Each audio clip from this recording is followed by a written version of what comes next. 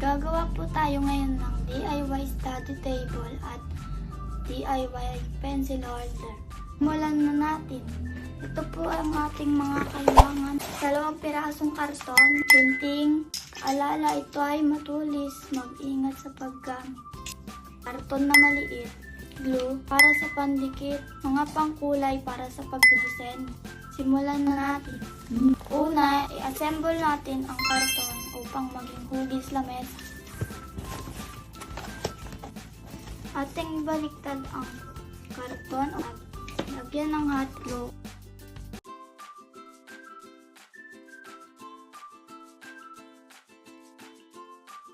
Ulitin sa isa pang karton.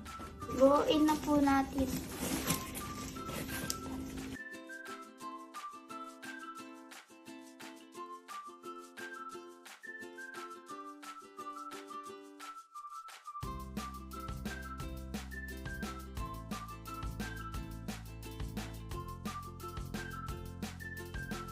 Pagdikitin po natin ang 2 karton.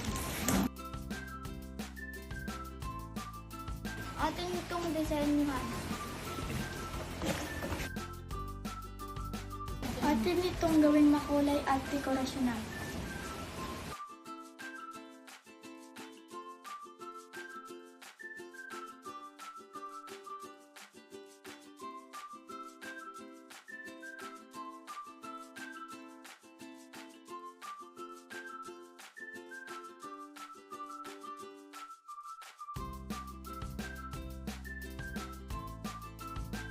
Gawin naman po natin ang DIY pencil holder.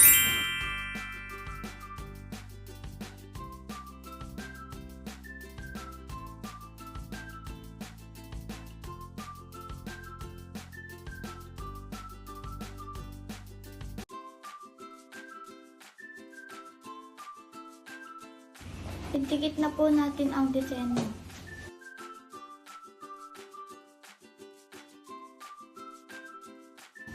Ito na po ang ating DIY study table at DIY pencil holder.